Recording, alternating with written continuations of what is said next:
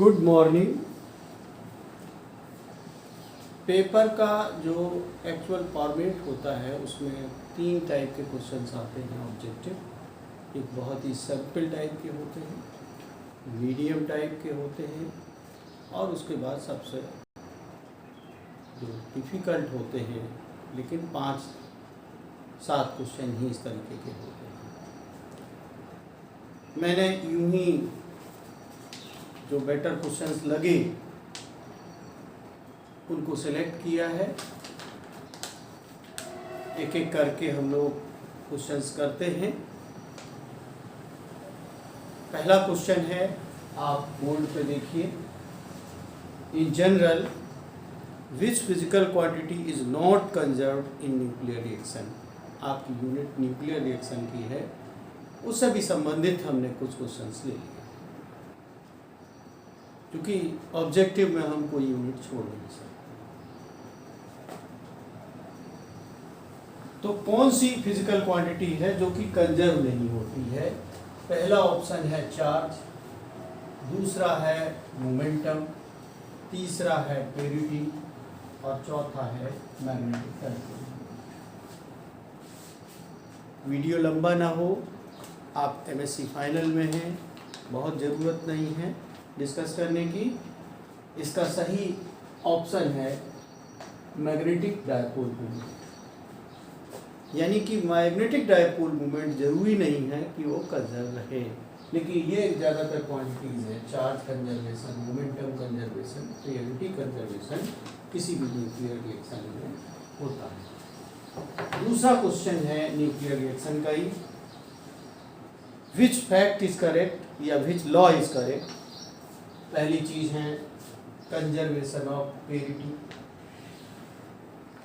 Conservation of angular momentum, conservation of isotopic spin और फिर है ऑल ऑफ।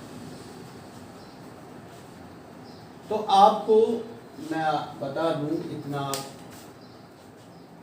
जान गए होंगे इतने दिनों से न्यूक्लियर फिजिक्स पढ़ते हुए, इतना ही आप समझ लीजिए कि प्योरिटी कंजर्वेशन का ध्यान देना होता है हमें।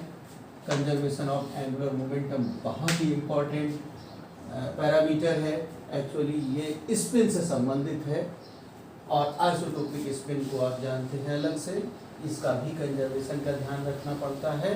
तो इसका सही जो आंसर है वो आर ऑफ दीज है। एक बार फिर क्वेश्चन पढ़ लीजिए। In nuclear reactions which fact is correct? Conservation of purity, conservation of angular momentum, conservation of isotopic spin, all of these. इसका मतलब है कि सारी ही बातें सही है। कंजर्वेशन ऑफ प्योरिटी भी, conservation of angular momentum, conservation of isotopic spin and all of these. तो इस तरीके से इन पर ध्यान रख लीजिए कि इसके तीनों जो सही फैक्ट थे या तीनों लॉज थे उनको हमने एक साथ सही बताने की कोशिश करी। एक क्वेश्चन बहुत ही सिंपल सा है। न्यूट्रॉन को ही बहुत से बच्चे कोई कंफ्यूज हो जाते हैं कि न्यूट्रॉन एक्चुअल है क्या। तो न्यूट्रॉन का क्वेश्चन हमने दिया। Neutron nucleus has 1 proton, 2 neutrons, 2 protons, 1 neutron, 1 proton, 1 neutron, none of these. आप जानते हो कि 1H1 के बजाय हम 1H2 लिखते हैं। एक प्रोटॉन और एक न्यूट्रॉन होता है, इसी को न्यूट्रॉन कहते हैं। तो जो मास नंबर है इसका 2 होता है। तो न्यूट्रॉन में एक प्रोटॉन और एक न्यूट्रॉन होता है। सिंपल सी बातें भी छोड़नी नहीं है, चलना है। नेक्स्ट क्वेश्चन है, the main theory of nuclear reaction is. Nuclear reaction की जो थ्योरी है आपके सिलेबस में गिवन है। डायरेक्ट रिएक्शन थ्योरी है, कंपाउंड न्यूक्लियस थ्योरी है। फिर हमने इस ऑप्शन में ये बात याद रखनी थी, इसलिए हमने अल्टरनेटिव क्वेश्चन आपके सामने रखा, both A and B, neither A not B, दोनों ही बातें सिलेबस में मेंशन है, सिंपलेस्ट क्वेश्चन है, बोथ ए एंड बी। जो मेन थ्योरी है न्यूक्लियर रिएक्शन की ये दोनों ही हैं, वैसे और भी थ्योरीज हैं लेकिन जो मेन थ्योरी है वो यही है, डायरेक्ट रिएक्शन थ्योरी और कंपाउंड न्यूक्लियर थ्योरी। तो इस तरीके से हम समझ सकते हैं। न्यूक्लियर रिएक्शन शब्द लिखा हुआ है, इसकी यूनिट पूछी जा सकती है। तो unit of nuclear cross section is metre inverse. Rutherford, कभी कभी साइंटिस्ट के नाम पे यूनिट्स होती हैं, फर्मी, बार। लेकिन आपको मैं याद दिलाना चाहता हूँ कि जो न्यूक्लियर क्रॉस सेक्शन की जो यूनिट होती है वो बार होती है। इसको आप पलट के बुक में चेक कर लीजिएगा। न रदरफोर्ड इसकी यूनिट है, न फर्मी है, न मीटर इनवर्स है, बार में है न्यूक्लियर क्रॉस सेक्शन की यूनिट। अब मैं 6th क्वेश्चन आपके सामने डिस्कस करने जा रहा हूँ। इसको भी आपको देखना ही देखना है। ए न्यूक्लियर रिएक्शन, ये लिखा हुआ है x + a = y + b can also be represented as, या मे बी रिटन एज। पहला ऑप्शन हमने दिया x, ब्रैकेट में लिखा है ba और देन y। माने जो ये चीज लिखी हुई है, ये equation x + a = y + b, इसको लिखने का दूसरा तरीका भी होता है, उनमें से एक सही है। तो इसमें जो दूसरा है x, ब्रैकेट में ab देन y, फिर है b, ब्रैकेट में xy a, आउटसाइड ब्रैकेट के, फिर हमने इंटरचेंज कर दिया a xy b ब्रैकेट के बाहर। लेकिन सही इसका जो जवाब है वो b है, x within bracket A B, माने ए का रिएक्शन हो रहा प्रोडक्ट्स के रूप में। x और a रिएक्शन कर रहे हैं और प्रोडक्ट्स बन रहे हैं y और b। तो हमने x और y को अलग रखा, ब्रैकेट में a और b को लिखा x a b then y। तो सही न्यूक्लियर रिएक्शन का जो दूसरा तरीका है वो b है, x a b। अब हम लोग क्वेश्चन नंबर 3 देखते जा रहे हैं। एक हम न्यूक्लियर रिएक्शन ही ले लेते हैं, क्वेश्चन 6 नहीं 7 होगा।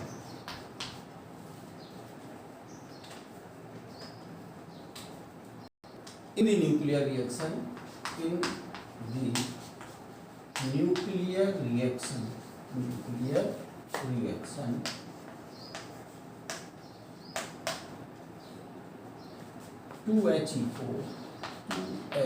He4 plus 7 and 14 equals 8 O 17 plus x। फिर क्वेश्चन पूछा जा रहा है x स्टैंड्स फॉर, x को अनजान तरीके से लिखा हुआ है, ये क्या होना चाहिए ये जानना आपको आना चाहिए। पहला जो आंसर है वो है ए, ऑप्शन है इलेक्ट्रॉन, बी में है न्यूट्रॉन, सी में है पॉजिट्रॉन और डी में है प्रोटॉन। मैं थोड़ा सा समझा भी देता हूं, वैसे सही इसका आंसर प्रोटॉन है। आप यहाँ पे ऐड करके देखिए कि जो एटॉमिक नंबर्स हैं 2 और 7 मिला के कितने हो रहे हैं 9, इनको चेक किया करिए। यहाँ पे 4 + 14 18 हो रहा है, यहाँ पे 17 है, इसका मतलब x का यहाँ पे होना चाहिए 1, तभी ये 18 हो पाएगा। यहाँ 8 पहले से ये भी होना चाहिए। तो 1x1 क्या हो सकता है, जिसकी एटॉमिक नंबर में भी गिनती होती हो और मास नंबर में भी गिनती होती हो।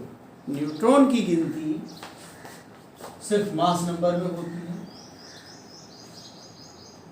इलेक्ट्रॉन और पॉजिट्रॉन नहीं हो सकते किसी भी एंगल में, सिर्फ प्रोटॉन है जिसकी एटॉमिक नंबर और मास नंबर दोनों में गिनती होती है, इसलिए इसका आंसर है प्रोटॉन।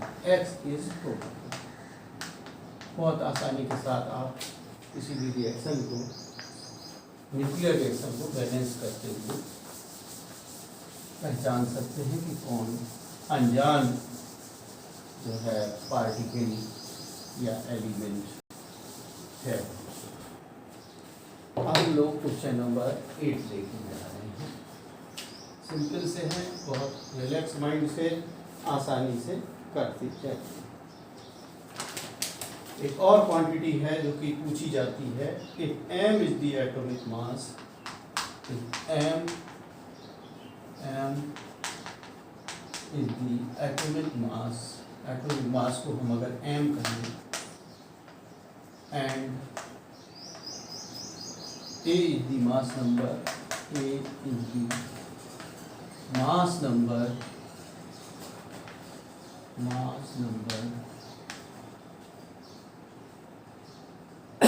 then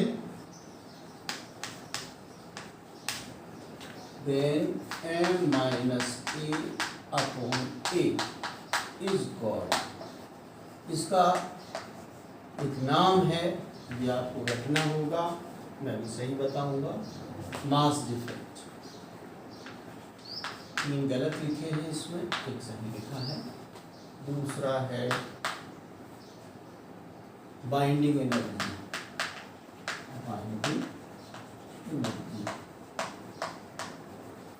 तीसरा लिखा है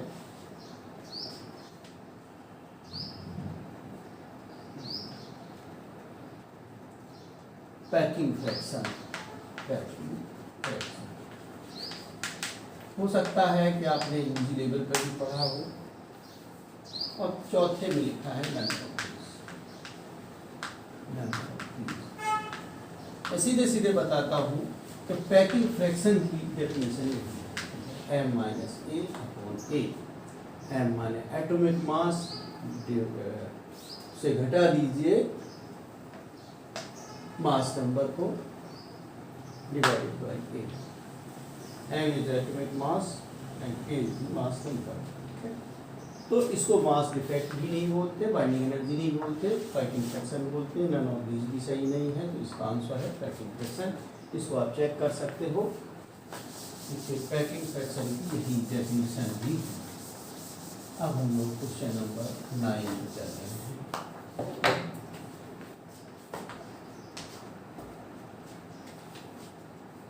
द मीन बाइंडिंग एनर्जी पर न्यूट्रॉन। बहुत ही सिंपल से क्वेश्चन कई बार आते हैं पेपर में।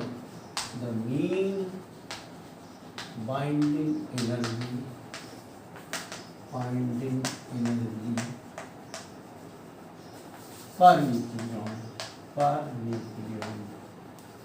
ये बात सही है कि बाइंडिंग एनर्जी न्यूक्लियस के बड़ा होने पर बढ़ती चली जाती है, लेकिन कंपैरिजन के लिए, उसकी तुलना करने के लिए हम उसकी binding energy per nucleon define करते हैं ऑफ एन एटम। तो आप जानते हो कि लाइट एटम्स की बाइंडिंग एनर्जी पर न्यूक्लियन कम होती है, बाइंडिंग एनर्जी पर न्यूक्लियन। बीच वाले न्यूक्लियस की बाइंडिंग एनर्जी पर न्यूक्लियन ज़्यादा होती है। जब हैवी न्यूक्लियस हो जाते हैं, रेडियोएक्टिविटी भी शो करते हैं, उनकी बाइंडिंग एनर्जी पर न्यूक्लियन से कम होती है, वो अनस्टेबल न्यूक्लियस कहलाते हैं। एक एवरेज सारे न्यूक्लियस की बाइंडिंग एनर्जी पर न्यूक्लियन की वैल्यू बताई जाती है, वो कितनी होती है ये हमें देखना है। 8 इलेक्ट्रॉन वोल्ट। किस ऑर्डर की, इसका आइडिया होना चाहिए। B 8 kilo electron volt, C में 8 मिलियन इलेक्ट्रॉन वोल्ट और D में 8 GeV गीगा इलेक्ट्रॉन वोल्ट। आपने पढ़ा ही है, बाइंडिंग एनर्जी कर्व देखा होगा, किसी की कुछ होती है कम ज़्यादा होती है। 8 मिलियन इलेक्ट्रॉन वोल्ट एवरेज या मीन होती है। मिलियन इलेक्ट्रॉन वोल्ट में बाइंडिंग एनर्जी पर न्यूक्लियन होती है, ये आप जानते हो। सीधे से हमने समझा दिया आपको। अब क्वेश्चन नंबर 10 हम लोग कहते हैं। इफ, बहुत सिंपल से क्वेश्चन ले रहा हूं, if Mn Mp and Md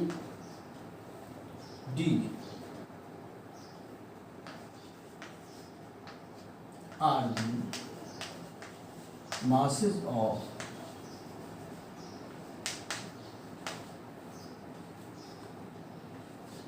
neutron का Mn हो गया, प्रोटॉन का Mp, न्यूट्रॉन का Md हो गया। सेंटेंस नहीं लिख रहा हूं। Then respectively, then binding energy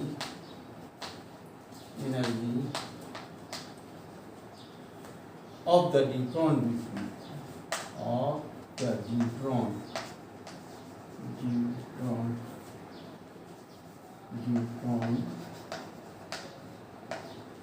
would be, क्या होना चाहिए न्यूट्रॉन की बाइंडिंग एनर्जी।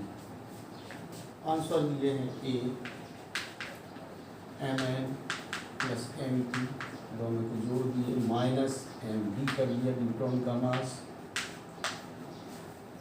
बी में हमने लिखा है Mn plus Mp minus Md into C square.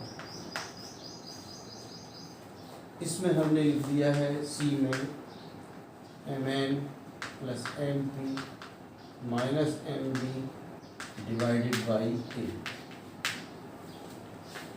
D में लिख दिया है Mn plus Mp minus Md into C square divided by A. Question पे ध्यान दीजिए, हमने binding energy of the neutron पूछी है, बाइंडिंग एनर्जी पर न्यूक्लियन नहीं पूछी गई, तो ए से डिवाइड नहीं होगा। ये सी और डी तो गलत है ही। ये मास डिफेक्ट लिखा हुआ, only mass defect. Binding energy जो है mass defect into C square, delta M C square, ये वाला लिखा हुआ है, इसलिए सब आंसर बी इज करेक्ट। अब हम लोग क्वेश्चन नंबर 11 लेके जा रहे हैं। सिंपल से क्वेश्चन भी आते हैं, इसलिए बहुत सिंपल सी बात है।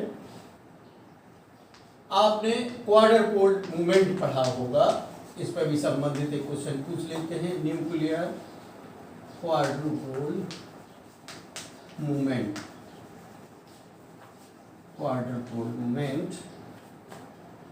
इज, इसके बारे में एक जनरल क्वेश्चन है। ए, ऑलवेज पॉजिटिव,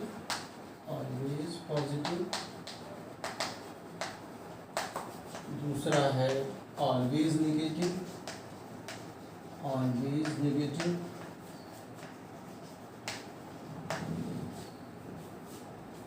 ऑलवेज जीरो, और लास्ट इसका ऑप्शन है 0 for spherical nuclear, 0 for spherical nuclear. बहुत सिंपल सी बात है कि सारे न्यूक्लियस अपने आप में इंडिविजुअल हैं, स्फेरिकल हैं, स्फेरिकल सिमेट्री से कुछ हटके भी होते हैं, आप जानते हो। ये डिपार्चर फ्रॉम स्फेरिकल सिमेट्री को ही मेजर करता है न्यूक्लियर इलेक्ट्रिक क्वाड्रपोल मूवमेंट। अगर स्फेरिकल है तो उसका 0 होगा। अब ऑलवेज शब्द देखिए इसमें लगा हुआ है, ऑलवेज पॉजिटिव होगा, ऑलवेज नेगेटिव होगा, ऑलवेज 0 होगा, तो तीनों बातें गलत हैं। जहाँ पे एक स्पेशलिटी के साथ लिखा है, डेफिनेशन के हिसाब से मैच कर रहा है कि 0 फॉर स्फेरिकल न्यूक्लियर, ये आपको ध्यान रखना है। न्यूक्लियर क्वाड्रपोल मूवमेंट क्या होता है ये तो नहीं हमने यहाँ पे डिस्कस किया, इतना आप जानते हैं पहले से, लेकिन ऑलवेज एक जैसा नहीं हो सकता सारे न्यूक्लियर के लिए, ये निश्चित है। हाँ, डिपार्चर फ्रॉम स्फेरिकल सिमेट्री को मेजर करता है न्यूक्लियर क्वाड्रपोल मूवमेंट, यानी कि अगर स्फेरिकल है तो उसके लिए क्वार्टर पोल मूवमेंट 0 आएगा, ये इसका मतलब निकलेगा। फिर एक स्टेबल 12th क्वेश्चन, एक स्टेबल न्यूक्लियस, जो स्टेबल न्यूक्लियस होगा हैज इन जनरल, ये नंबर से मतलब है इन जनरल, सामान्य रूप से क्या होता है, has in general in number 1 even number of protons, even number of protons and odd number of neutrons। भाई न्यूक्लियस में न्यूट्रॉन प्लस प्रोटॉन होते हैं, इनकी संख्या इवन ऑड है तो वो ज़्यादा स्टेबल हो जाएगा, and odd number of neutrons.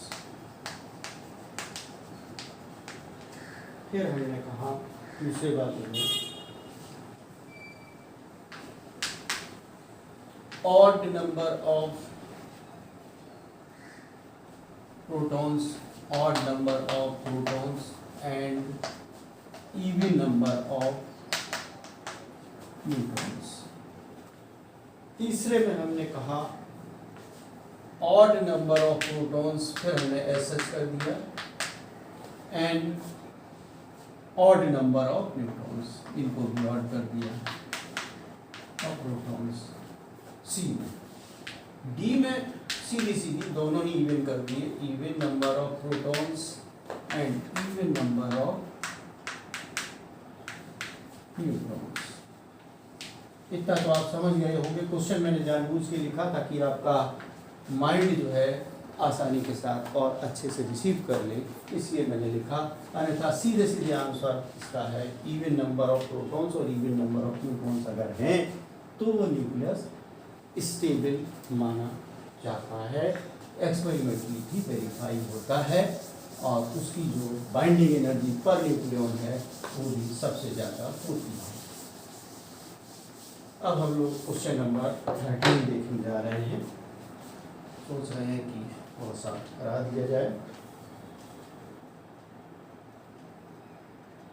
Magic number से संबंधित जो होते हैं, the electric quarter pole movement, the electric quarter pole movement, quarter pole movement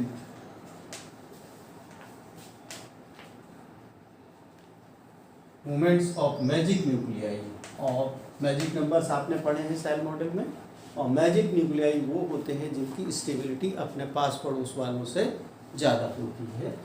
movements of magic nuclei, इनसे संबंधित पूछ लिया, ये ऑब्जेक्टिव के लिए अच्छा क्वेश्चन है। The electric quarter movements of magic nuclei, magic number of nuclei having magic numbers या मैजिक नंबर न्यूक्लियाई या न्यूक्लियस इज गिवन बाय कैसी होगी उसकी इलेक्ट्रिक क्वार्टर पोल मूवमेंट्स। पहली बात वेरी हाई, बहुत ज़्यादा होगा, या बी में वेरी लो, सी में 0, और डी में हम कह रहे हैं इनफाइनाइट। आप जान लीजिए कि एकदम स्फेरिकल हो ये तो जरूरी नहीं है, मैजिक तो बीच में फंसा होता है। और मैं आपको बता दूं, इनकी जो क्वार्टर पोल मूवमेंट होते हैं कम होते हैं, एकदम स्फेरिकल हो ये ज़रूरी नहीं है। Very low is the best answer, ना 0 लिखेंगे ना इनफाइनाइट लिखेंगे, वेरी हाई का तो कोई सवाल ही पैदा नहीं होता। तो इस तरीके से आप मैजिक नंबर जो न्यूक्लियस होते हैं, जिनके मैजिक नंबर वाले होते हैं न्यूक्लियस, उनकी जो क्वार्टर पोल मूवमेंट है वो बहुत कम होता है। अब हम लोग क्वेश्चन नंबर 14 देखने जा रहे हैं। अब मैं लिक्विड ड्रॉप मॉडल से एक क्वेश्चन ले लेता हूँ। The liquid drop model of nucleus is given by, ये बहुत बेसिक टाइप का सिंपल सा क्वेश्चन है। The liquid drop model of the nucleus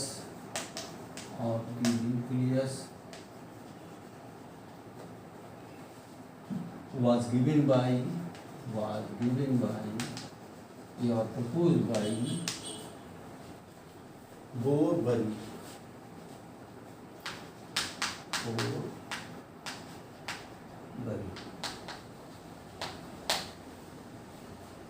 Chadwick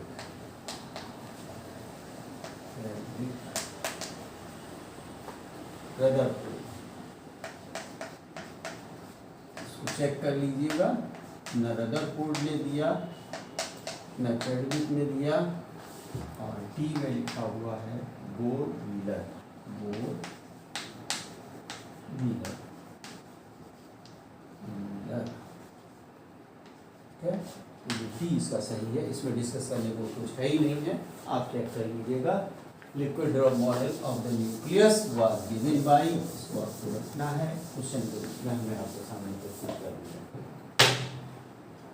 एक क्वेश्चन मैजिक नंबर तो वैसे आप रट लेते हैं कि मैजिक नंबर क्या होते हैं, आप कहते हो ये 2, 8 वगैरह वगैरह। तो इसमें हमने दूसरे ढंग से इस क्वेश्चन को सामने रखा। क्वेश्चन नंबर 15, फॉलोइंग आर रट लीजिएगा, फिलहाल सही आप जानकारी रखेंगे मैजिक नंबर्स की, तो कैसे भी घुमा फिरा के क्वेश्चन पूछा जाता है, कोई फर्क नहीं पड़ता, आप सही आंसर चूज कर सकते हैं। Following are not the magic numbers. 2, 8, 20, 2, 8, 20, B में हमने दिया 1, 10, 18, सी में दिया 28, 50, 82, डी में दे दिया 2, 8, 82। सिंपल सी बात है, ये भी मैजिक नंबर्स हैं, ये भी मैजिक नंबर्स हैं, ये भी मैजिक नंबर्स हैं, केवल यही मैजिक नंबर्स नहीं है, और यही पूछा जा रहा कौन से मैजिक नंबर्स नहीं हैं, इस तरीके से आप समझ सकते हैं। अब मैं एक क्वेश्चन लास्ट आज और कर देता हूँ, फिर नेक्स्ट वीडियो में डालूंगा, बड़ा हो रहा है video. 16, question number 16, in shell model SHELL, shell model,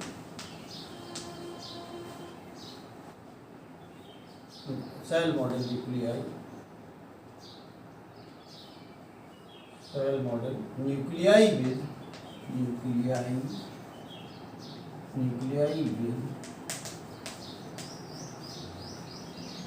completed cells are completed cells are cells are unstable, जिनकी सेल्स कंप्लीट होती हैं उनको अनस्टेबल माना जाएगा। दूसरी, more stable than their neighbors,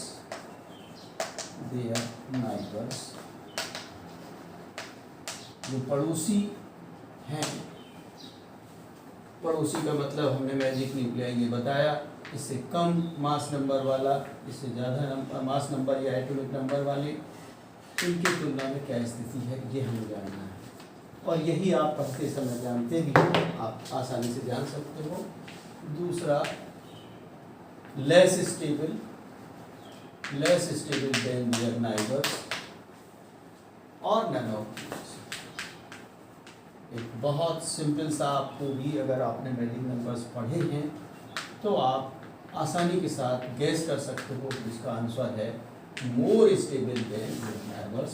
यही इसका सही आंसर है कि जो जिनके कंप्लीटेड सेल्स होती हैं जिन न्यूक्लियाई की, सेल मॉडल के अनुसार वो अपने पड़ोसी न्यूक्लियस के तुलना में ज़्यादा स्टेबल होते हैं। अब हम लोग एक क्वेश्चन कर लें, नहीं तो फिर बहुत सारे वीडियो जो है डालने पड़ेंगे। The liquid drop model fails to explain the liquid drop model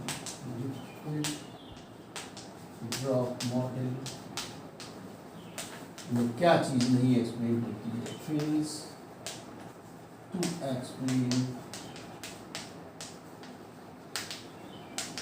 number 1 nuclear reactions और हाई एनर्जीज। माने क्या चीज लिक्विड ड्रॉप मॉडल के आधार पर एक्सप्लेन नहीं हो पाती है। क्वेश्चन समझ लीजिए। पहली है nuclear reactions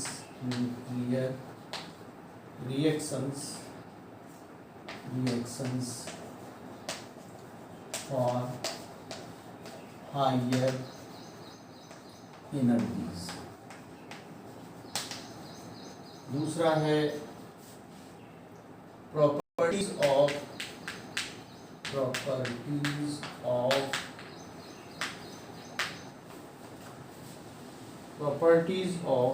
excited states of nuclei।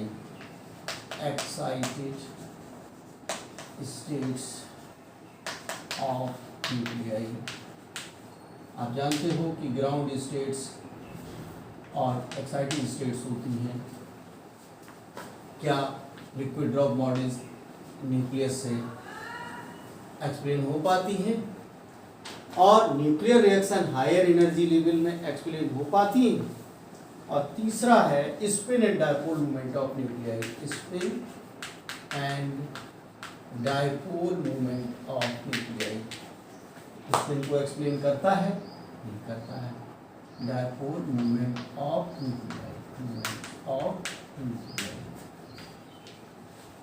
Nuclei मैंने एक साथ सारी बातें इसमें इकट्ठी की हैं और इसमें लिखा है डी में ऑल ऑफ दीज। तो ये जो डी ऑप्शन है ये आपको टिक करना पड़ेगा। लिक्विड ड्रॉप मॉडल से ना न्यूक्लियर रिएक्शन हायर एनर्जीज पे एक्सप्लेन होता है, ना excited states of nuclei explain होता है, ना spin and dipole movement of nucleus explain होता है, यानी कि तीनों ही एक्सप्लेन नहीं होते। ऑल ऑफ दीज इसका आंसर है। मैं यहीं पे ख़त्म करता हूँ। नेक्स्ट क्वेश्चन जो है हम नेक्स्ट वीडियो में कंसीडर करेंगे। अभी हम कम से कम 3 वीडियो इसके और 2 वीडियो